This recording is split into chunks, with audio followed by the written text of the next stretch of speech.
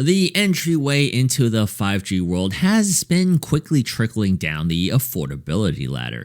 While I still don't really feel the need to have a 5G phone for at least a couple more years, it's understandable why many out there would want to get in early.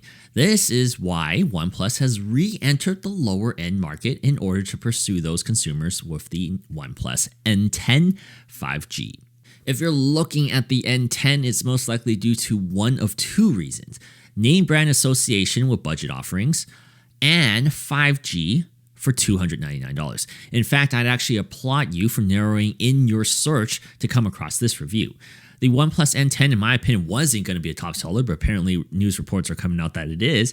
At least I don't think it has that reach, yet that's what OnePlus has established with this link with consumers that they may have lost along the growth path they've ridden.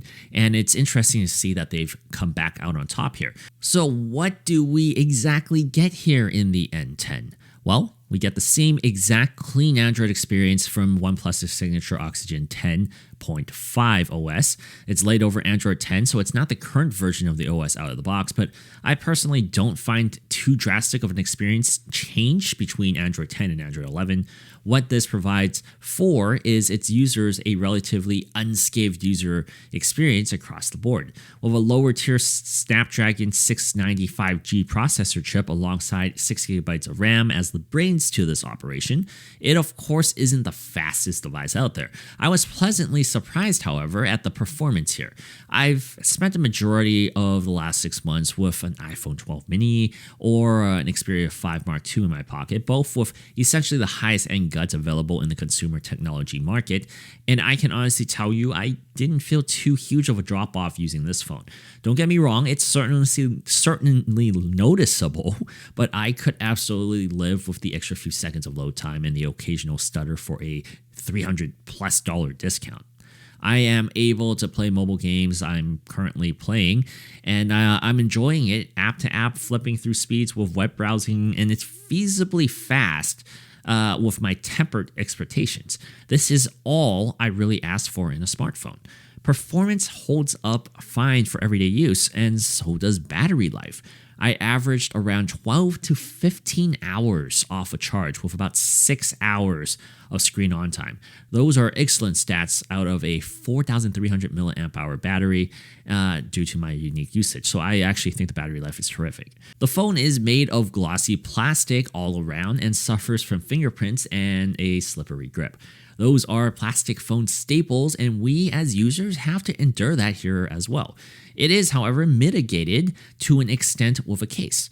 On top of that, on the glossy back is a OnePlus logo with a fingerprint scanner located right above the logo.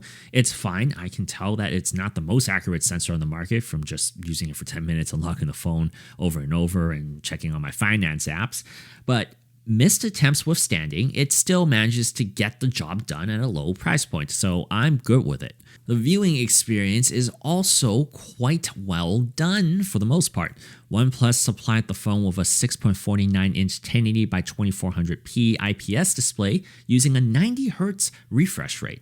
That refresh rate is terrific for this price point.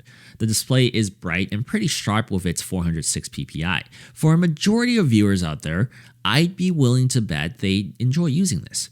It's also using a 20:9 aspect ratio, which is about standard nowadays. And where OnePlus had to dial it back a little bit was using Corning Gorilla Glass 3 instead of a newer slate of glass. And that's not a big deal breaker for me. I like that there is a 3.5mm headphone jack, a micro SD card expansion, as well as fast charging using USB-C to 30 watts. OnePlus has done a terrific job staying consistent on some of these functions that other OEMs flip-flop on yearly throughout their lineups. It's uniform across their brand. Where the N10 falls flat is with its camera performance. We've said this countless times, but more sensors doesn't always translate to better quality. That's where it stands here with the 64 megapixel f1.8 wide camera, the 8 megapixel f2.3 ultra wide, the 2 megapixel f2.4 depth sensor, and the 2 megapixel f2.4 macro lens. Operation is just clunky and unenjoyable, and more often than acceptable, the shutter just takes way too long to snap a photo. Default RAW photos are often way too oversaturated, washed out, and underdefined to be considered good. The overprocessing of the photos is consistent whether it's either low light or ideally perfectly lit. This camera set is nearly unusable in low light situations.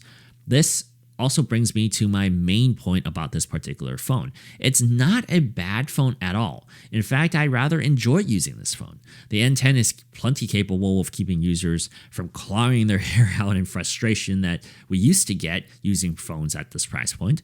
It's a well-produced smartphone. Where I lose interest is when I look at the current market space of competitors to this phone.